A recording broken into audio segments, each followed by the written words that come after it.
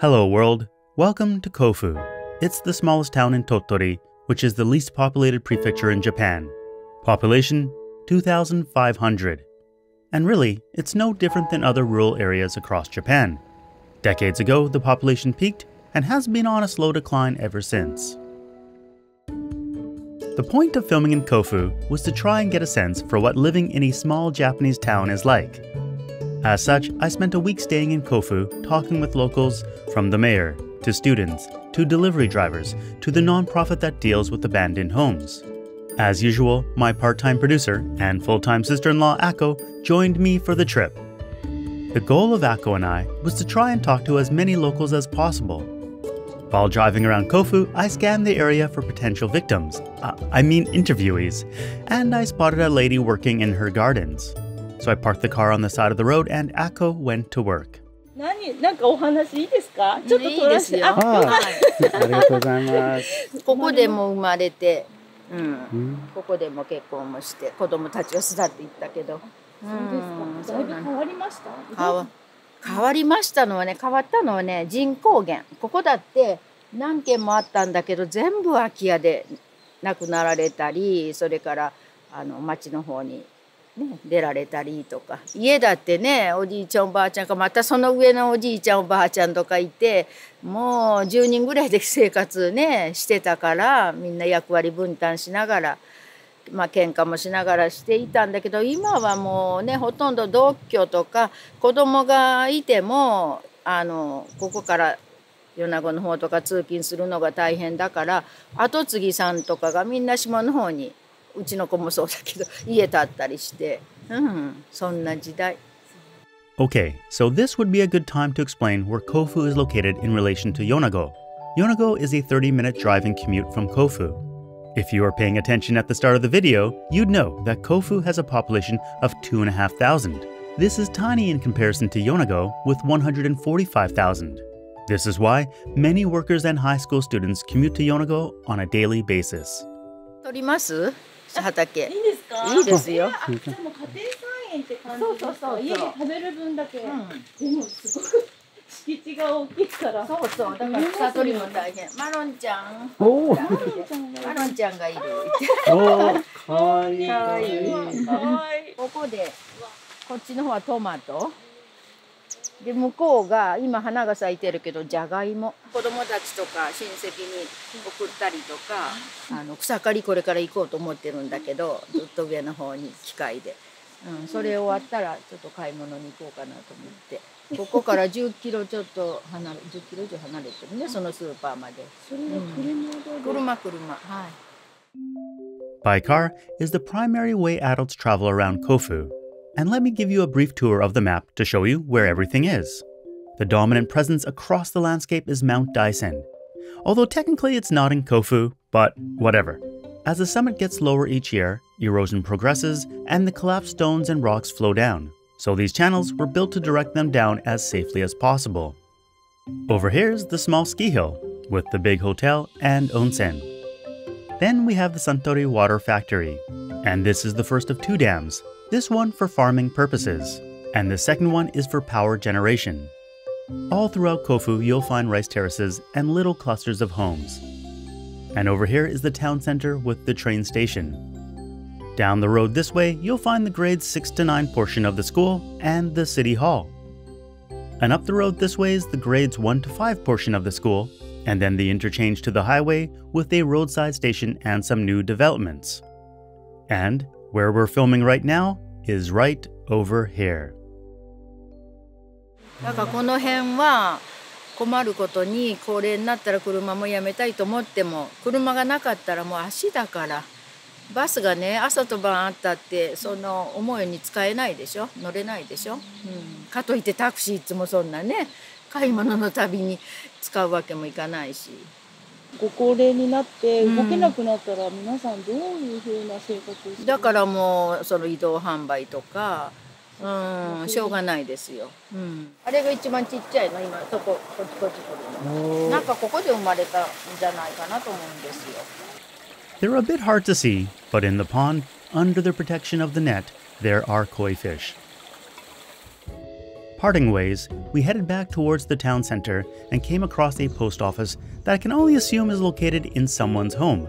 It made me think that the postmaster must really enjoy the commute to work. As it was Sunday, it was closed when we stopped by, so we couldn't see inside. Just down the street from the post office, we came across one of the many schools that have closed over the decades. It's a beautiful wood-built school that in 1991 was converted into a community healthcare and training center. It also acted as a nice starting off point for a local group of cyclists that were quite excited to show off their bikes and jerseys. Tottori.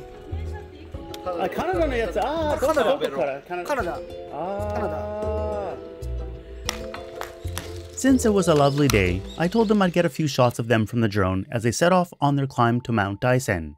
It really was a gorgeous day for a ride. If you're not familiar with the Japanese countryside, these fields covered in water are rice fields. And if you look at the dark green sections of the forest, those are Japanese cedar trees called sugi. These clusters were almost always a result of the clearing of broadleaf trees in favor of sugi or hinoki decades ago. This is in fact a problem and why hay fever allergies are on the rise in Japan, but I already made a video about that. So moving on. After exploring the town some more, we visited yet another decommissioned school. Fortunately, one of the occupants was there and happily brewed us a couple cups of coffee. 千葉県です。千葉県の市川です。またどうしてこちらに移住を？妻が鳥取県の倉吉市出身なんですよ。まあ私も妻も大阪にいたんですけども、自分が定年終わったらね、いつまでも大阪にいる理由がないので、両親が高齢なのでね、ちょっと心配だから倉吉に戻りたいっていうわけですよ。それで、じゃあ僕はどうしようかなって考えて、嫁さんについていくってついてきちゃう。This is what's considered a U-turn. It's where a rural person moves to the city and at a later stage in life makes a U-turn and heads right back to where they were from. The majority of people moving to rural areas are in fact U-turners, and the main reason for them returning is to care for family, with 3 out of every 4 U-turners living with their family. So Mr. Coffee is a very stereotypical rural migrant. それはね、いろいろコーヒーの焙煎所にする拠点をね、いろいろ探しました。なかなかない。で、自分がここは最後の候補地だなと思ったのは、ホタルの生育をしているので、いろんな環境の問題もあって貸せないって言われてね。で、そしたらね、役場の方が私に逆提案してくれて、遠藤さん、廃校になったね、旧米沢小学校というのがありますと。そしたら理解室に案内されて、理解室なので実験に使うガスのインフラが整ってた。で、私は特殊な焙煎方法で水洗いコーヒーっていう、その水も必要になった。その水も理解室であるがゆえに手を洗ったり実験器具を洗う。その水がもうインフラがあったわけですよ。これ焙煎機なんですよ。私のパートナー。So Mr. Coffee, real name Endo-san, is one of many immigrants featured on a Tottori relocation website. Kofu, in fact, has a relocation program that offers subsidies for not only moving into old residences, but also for setting up new businesses. With that in mind, we were wondering about what the cost of doing business in the abandoned school was. ちなみにここの理科室ってお家賃ってあるんですか？ありますよ。それはただで貸してくれないですよ。だいたい東京だとね、駐車場代っていくらぐらいですか？1万8000円から2万円ぐらいで。東京だったらそのぐらいでしょうね。ここは6000円。ちょっとなんかリアクションができなかったけど。安い。本当ですか？安い。上空いてる教室来ます？何する？上で寒いけどね。For those of you that don't know the value of yen, that 6,000 yen a month rent is like $40 at the current exchange rate. However, he does have to pay for utilities, which are many times more than his rent, although it's still incredibly cheap. Leaving the classroom-turned-roaster, I continued my journey to drive to all the different parts of Kofu. And something I noticed again and again was how in the farming areas, the homes always seemed to be clustered together. This seemed unlike North America, where farming houses seemed to be quite spaced out from one another, with each one set on the edge of its fields.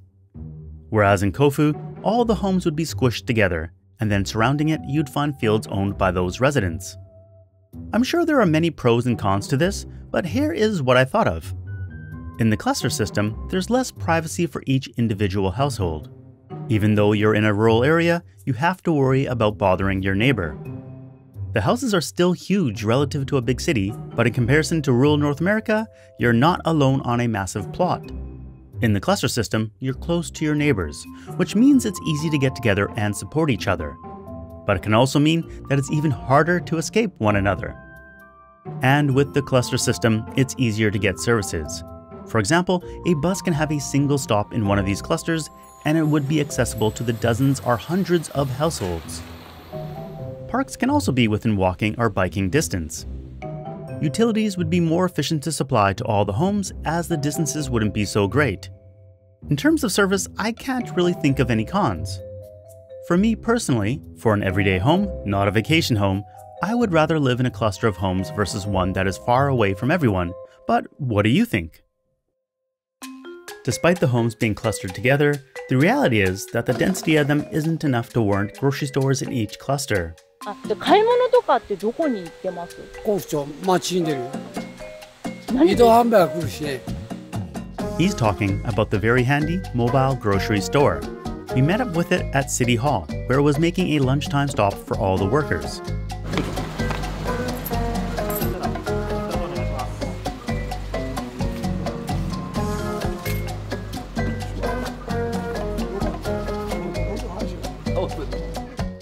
Among the items available were fresh bentos, fresh sandwiches, and freshly baked bread. 集まってもらうじゃなくて、もう家に入って。1週間に2回ぐらい、いいのはここの家のとこまでちっちゃい軽トラックだから来てくれるから。We found out that the visit to City Hall doesn't represent the majority of his stops. Luckily, we were invited to follow along with him for a few stops on his route, the first one going back to his grocery store to change up his stock. In case you don't have young eyes like myself, I'll let you know what he picked up. He just grabbed some fish, and now he's getting some tofu. I'm going to say that's strawberries, followed by a head of lettuce. And then he went behind the counter to pick up another pack of strawberries, perhaps a request from a customer. Hi. I have to respect the hustle in his step, because I wouldn't have thought he'd need to move so quickly to service his senior customers, but then I remembered this. 何件ぐらい？この車でだいたい30、35ぐらいかな。結構狭いとこ入るで。あ、そうなんですか。So the little grocery truck, packed to the brim with both refrigerated and dry goods, goes to each individual customer's home, where a mobile grocery store is unpacked. いやもう15年以上はする。なんか欲しいよって言われた時になんか持っていくじゃないですか。だけどこんだけ積んでないでしょ。If you look at the setup, the truck is parked right in front of the customer's home. The lady brought her own basket to go shopping with, which is cleverly known in Japan as My Basket. What was immediately apparent to me was that there was a much larger variety of food than I would have thought could be sold from such a little truck. And there were a lot of fresh options, from apples and tofu to fish and milk.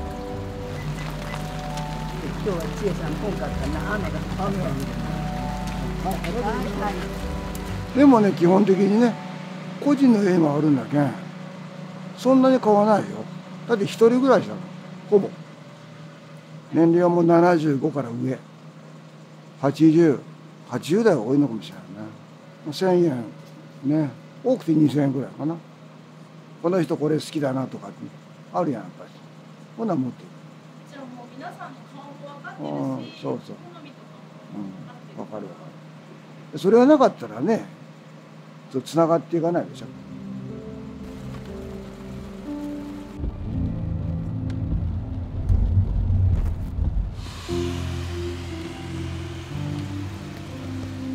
この甲府町とね、見守り協定っていうのやっとって、で70歳以上かなを対象に、まあ様子、体調のこととか、まあ、家のこととかね、そんなのを見守る仕事もやってる。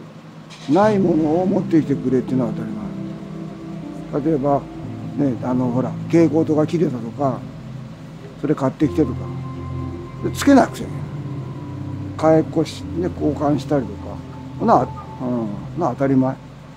ポストに入れてくれとかさ。結構時間かかるからさ。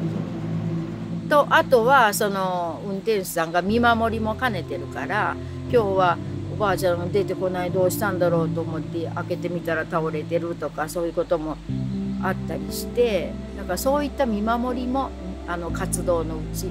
ただ物を売りますだけじゃなし、それ重要なこと。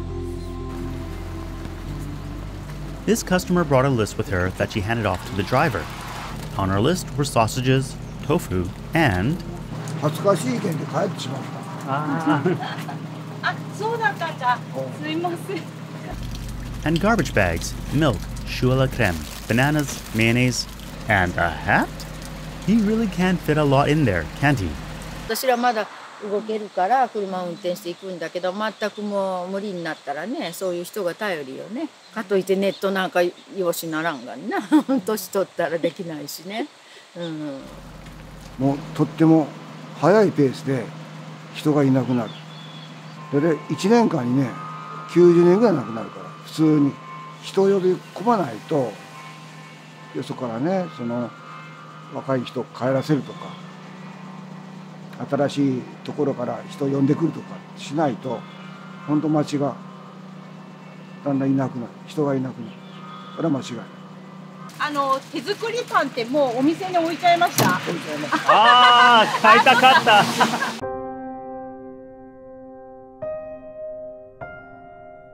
あれは美味しいけど、ここじゃ売れない。雪が降ろうと台風だろうと、そんな時ほど待ってない。And with those parting words, he left to get to the dozens upon dozens of other customers he needed to get to that day.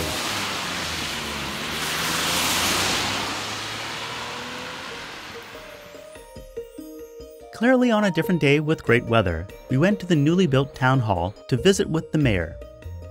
基本的にはですね、どこの自治体も、この自然のあるような町であれば、環境は同じだと思うんですよ。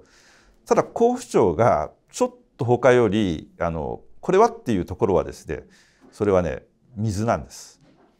水がとても素晴らしいんです。If you ask any local what's special about the town, it's the water.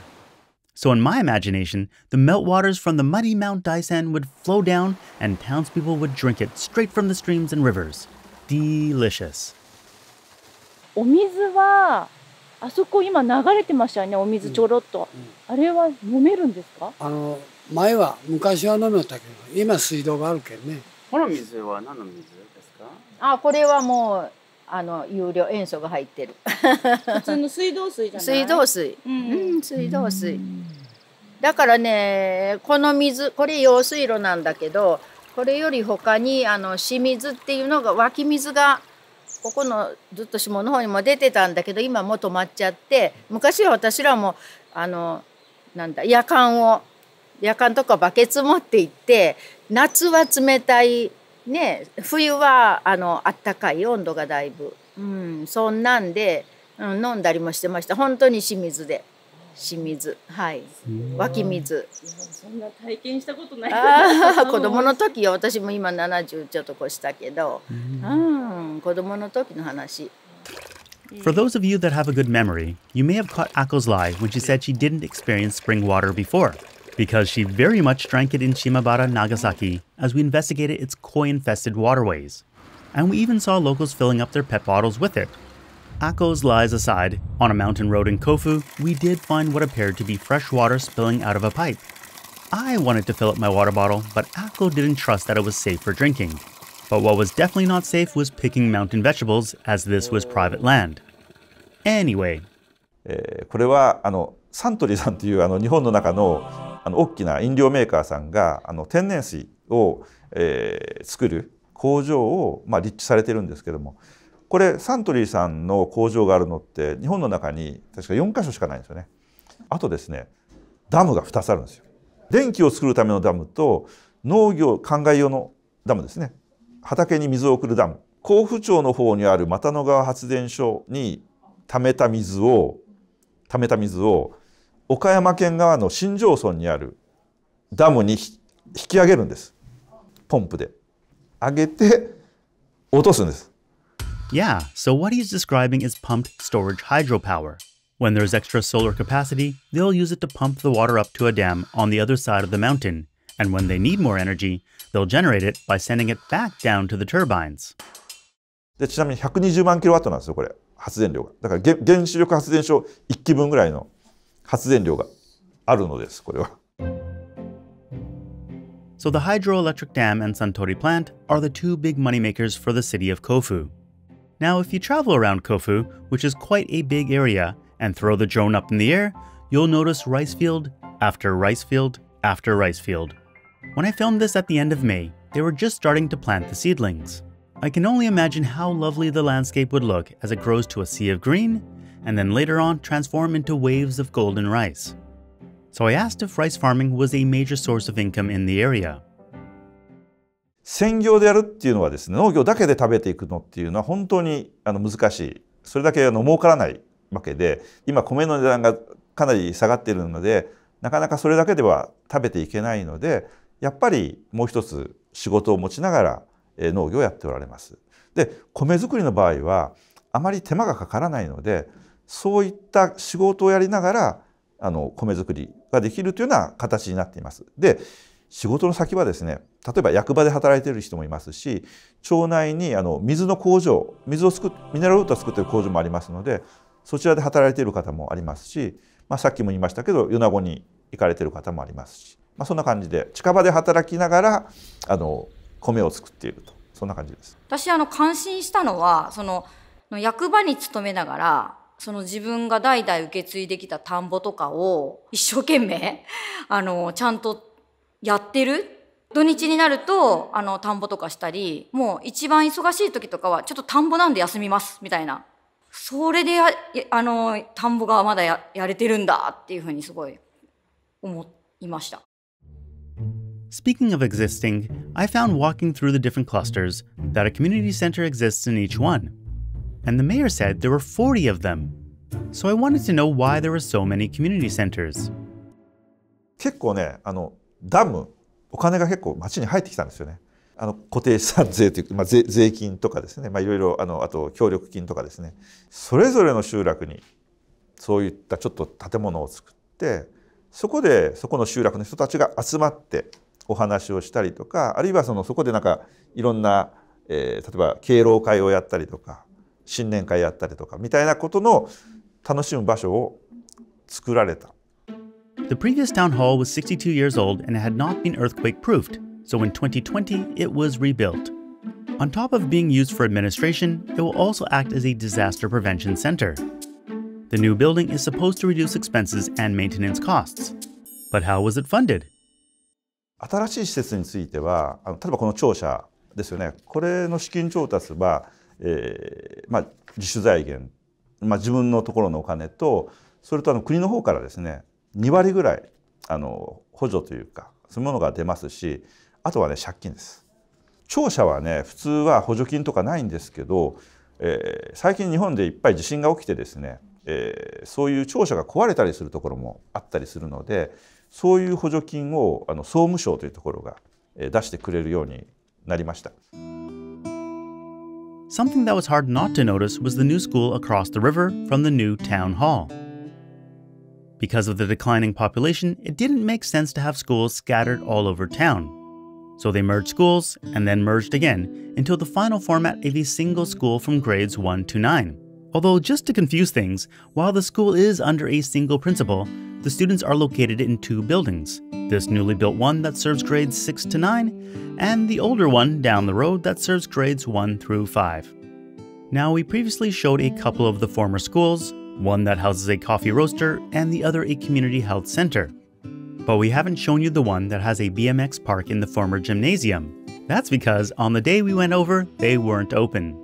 However, the new school housing grades 6 to 9 was very much open, and the principal personally gave us a tour.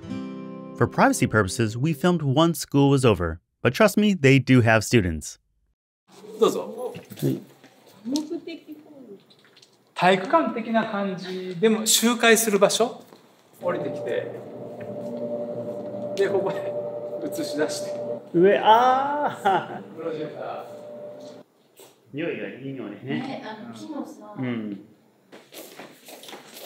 ここ地域の方も使われる施設なのでお年寄りの方高齢の方はこれを使って調理室でなんか地域の料理などをされてます。これはもう多目トイレ。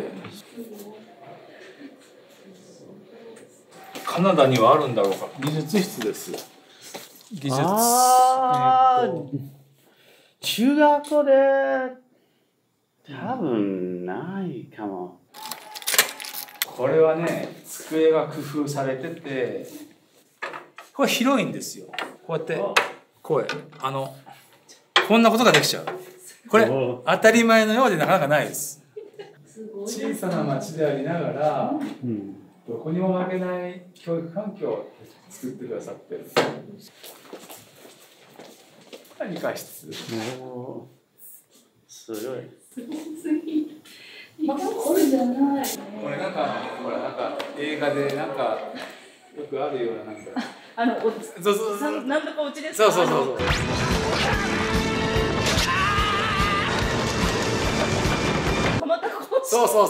う。先生はここ包丁こう使うんだって打つでしょ。こんなのないですよ他の学校じゃ。なんかもうクッキングスタジオ的ですよね。そう。すごいな。オープンしたらこうなってね。これ調理が始まる。地域のお年寄りの方も使われていい匂いがしますよ。第3木曜日は。そうなんですか。8年生結構もうタブレットとか持ってるからここに映し出してくつろぎスペース。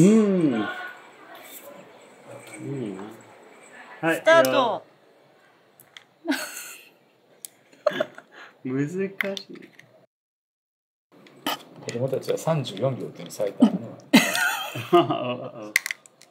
すごい早い。ちょっとダメですね。ちょっとこれもうギブですね私ね。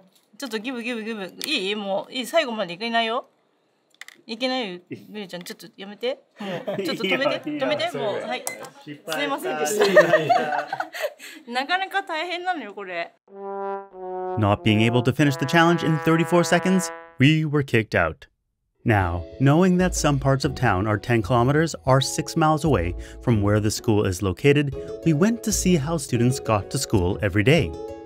町営のバスがあって、でそのバスが何線ってそれぞれの谷ごとにあるので、それのここを通る線に乗って学校の近くまででそこから歩いて学校に行ってます。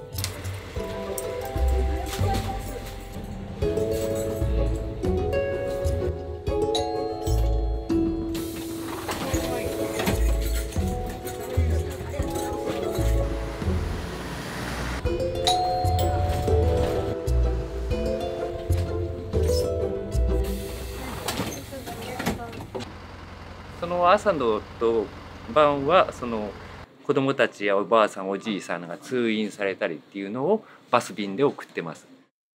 Interestingly, not only does he drive the buses, but he also operates the taxis as well. He said this taxi and bus combination was rare in Japan, but this community-based approach works for their town. 初乗りね、300円。ってことは普通のタクシーのほぼ半額。安いです、タクシー代も。国とか県とかから当然補助金とかあるんですけども、町もお金を出して、最大どこに行っても多分1000円までだと思います。親御さんがだいたいもう6時7時まででお仕事なさってる方はタクシーで送ったりとか迎え行ったりとか、例えば部活で遅くなるとか、そういうのは部活送りをタクシーでやったりとか。じゃあもう町の方のお顔は全部分かってほとんどね乗られる方は分かりますね。子供の数が少ないからそんだけサービスができる。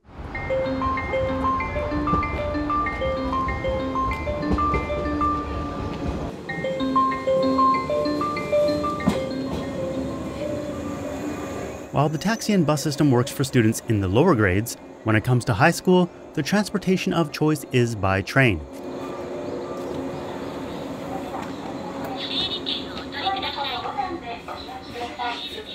普段はこれよりもう一本早いので、6時に起きて、学校まで登校して、8時前とかに着いて、授業を受けて、6時半まで学校で部活をして、家に着くのが8時半とか。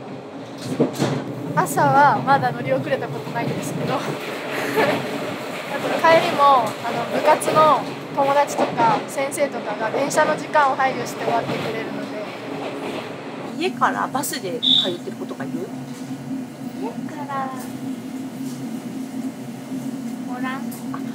朝が早いのでバスがないんですよ。あ、小学生はいっぱいバスでね通ってたけど、高校生は早いんだ。そうですね。そうか。私の場合は1時間くらい。電車に30分乗って20分ちょっと歩いてみたいな。車で駅まで送ってもらって、そこから東山公園駅で降りて、で自転車で米子高校まで通ってます。米子駅で降りて、でそこから学校に向かっていく自転車で。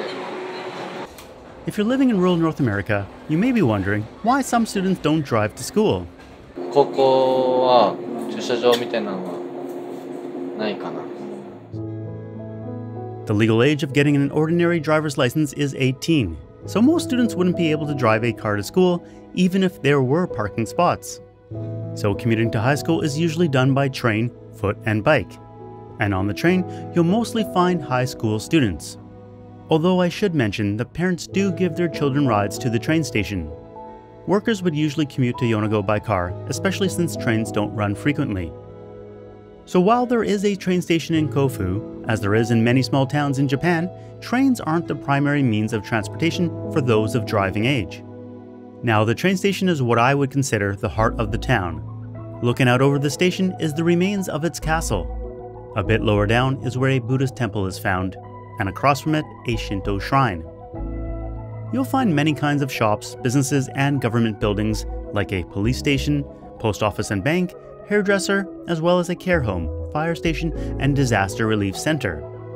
Right here is what I think would have been considered the main strip in town, but more and more, it seems to be hollowing out. For example, the big grocery store has moved down the road near the highway interchange, along with the Lawson convenience store, coin laundry, and cafe. I think this is because most people nowadays get around by vehicle, and while this main strip is very walkable and bikeable, driving and parking a car isn't as easy. Off this bigger road, there's more room for parking, and it's easier to quickly get in and out than the old town center.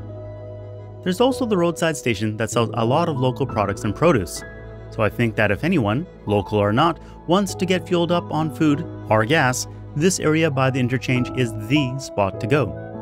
And if you're a local farmer looking to sell your goods, it's also the spot to do it. これは予約顔出さんでよ。私は。よ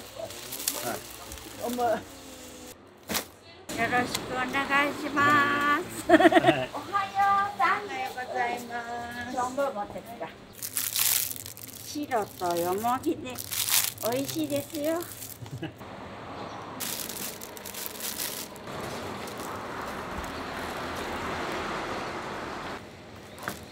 畑は一人でやられてるんですか？もう一人でやってる。何歳から？もう何十年。結局ね、そのいろんな方がね、今来られていて、その方に活躍してもらうことで、甲府町が輝いていくっていうようなことなんですね。ですので本当に何かやりたい人があればですね、ぜひお話をいただければですね、いろいろと協力させていただきたいと思います。So, what would you do if you in fact wanted to move to Kofu? To find out, we met with a nonprofit that specializes in immigration and relocation. But as a condition for receiving their help, they made us take this picture, so here you go. この空き家相談会、僕ら毎年やってるんですけど、空き家を探す。で、探して、空き家出たら、空き家の案内をして、12家族今以上いるんですけど、ごく一部なので。ごく一部です。すごいですね。お結構若者も多くて。あ、東京都とか。彼も広島、あら？あ、これ。あ、忍者のように広島から。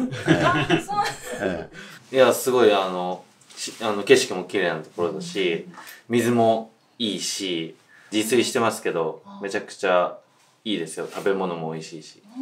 はい。釣りもできるし、渓流釣り。3年前に調べた時は260件あったので、だから大体1000世帯以上あって、4分の1ですね。4分の1。やっぱり不動産屋さんがないんで、こういった田舎は。そうなんですよ。だから個別売買になるので、だからこの空き家バンクっていうのでを作って、その私たちが結ぶっていう感じです。Interestingly, all 4 members of the relocation team that we met with today are immigrants to the area. I guess who better to guide you to making a big move than those that have done it themselves? And here's the house we'll be touring today. お邪魔します。はい、どうぞ。じゃあこちらが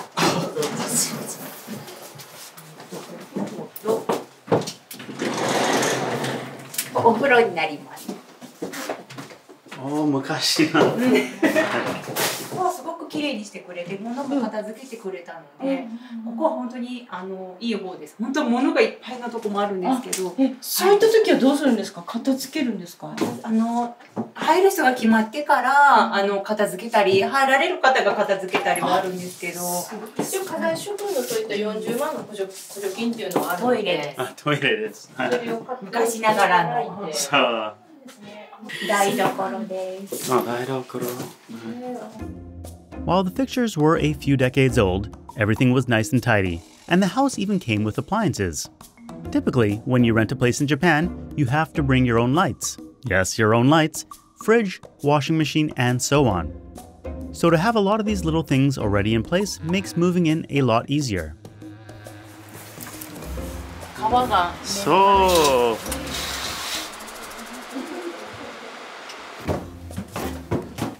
On the bottom floor, there are 2 rooms in addition to the kitchen, and up the stairs there are also 2 rooms.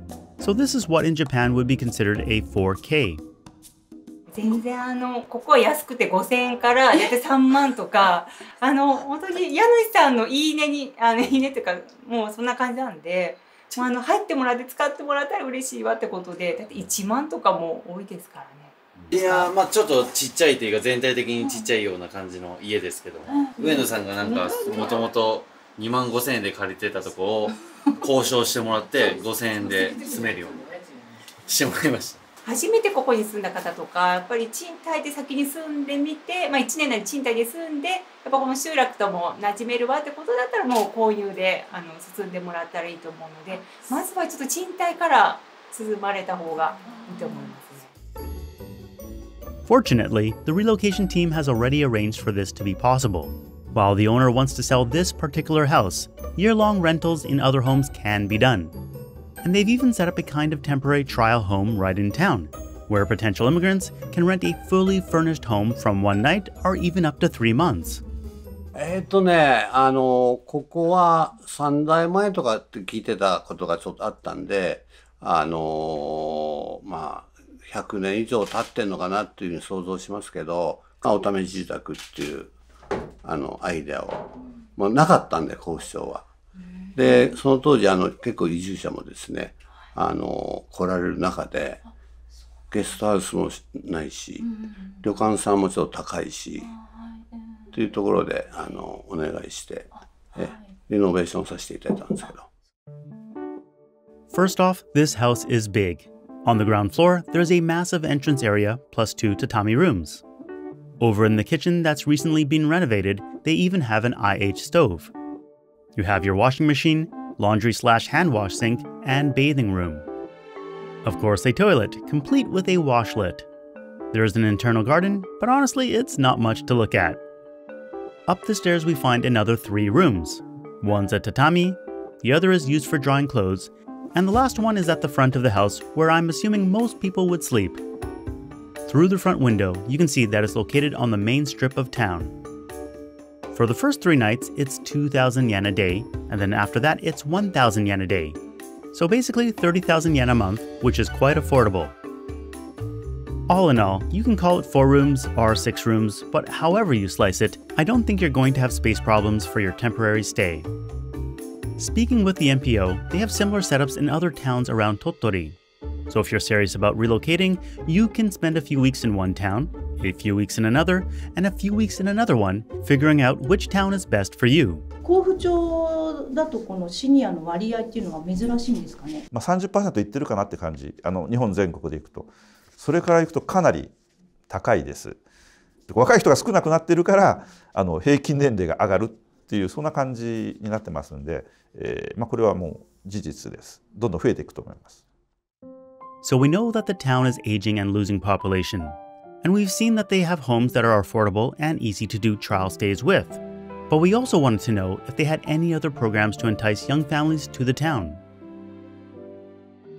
小学校、中学校、高校生のいる家庭の通信料、Wi-Fi とかタダなんです。あと給食費がタダです。で保育料がタダです。あと医療費もタダだったりして。フリーな町。1番目の子供さんは5万円。で2番目の子供さんは10万円。で3人目以降はですね50万円ということに。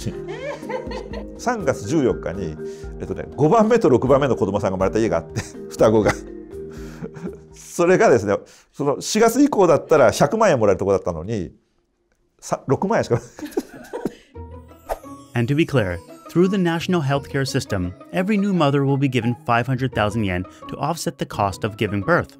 That's roughly what it costs to give birth in a hospital, so in effect, medical costs associated with birth are covered.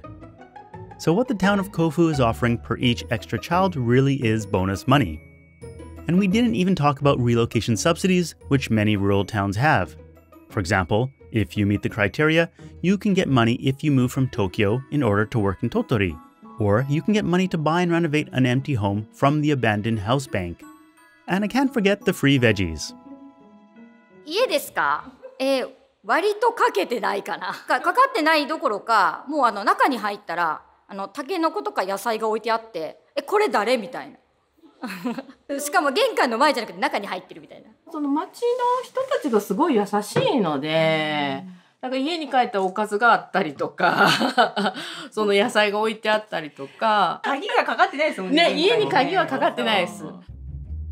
Free food and money is fantastic, but usually relocation subsidies are tied to promises that you'll live in the area for at least 5 years.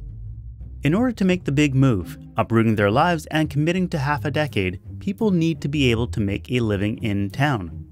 So the next question we had for the mayor is what's being done to make the town attractive for workers. で実は今ですねその町のある古い建物を改修して IT 企業さんに入ってもらうようなことをやってるんです。そうしたらですね今までなかったものですからその若い子どもたちもですねそういったところでお仕事もできるのかなというなことを今考えています。住宅をですね、今作ってます。ですのでそこでちょっと住んでいただいて、仕事は米子に出てもいいですし、あるいはさっき言ったみたいに甲府町のそういうサテライトオフィスのようなところで働いてもらってもいいなと思ってます。I think jobs is always going to be a tough problem for small towns like this. But the one thing that impressed me about Kofu is that they seem very forward-thinking and are willing and ready to accommodate the needs of its townspeople, both current and new. I realize that I'm a YouTuber, and of course the town wants to put their best foot forward and be as hospitable as possible. But on the same note, I saw how they already welcomed other outsiders into their community and feel like they not only have the people, but the systems and political will in place to make things happen. Now I know the vast majority of you viewers wouldn't be able to move to Kofu, but I suspect a few of you, after watching this, are thinking about visiting. So how's tourism for the town going? 数年前まではスキー場もやってたんです。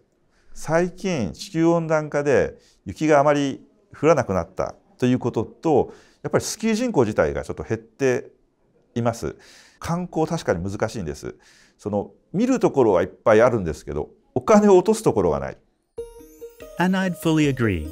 There is gorgeous scenery all over town, with the most majestic piece of nature undoubtedly being Mount Daisen.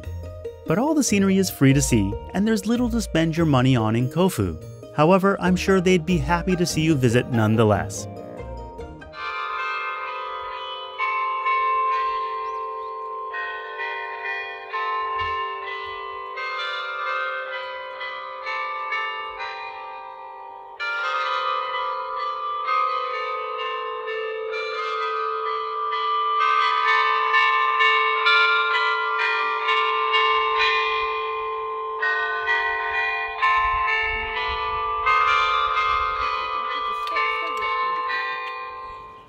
Thanks for watching. See you next time. Peace.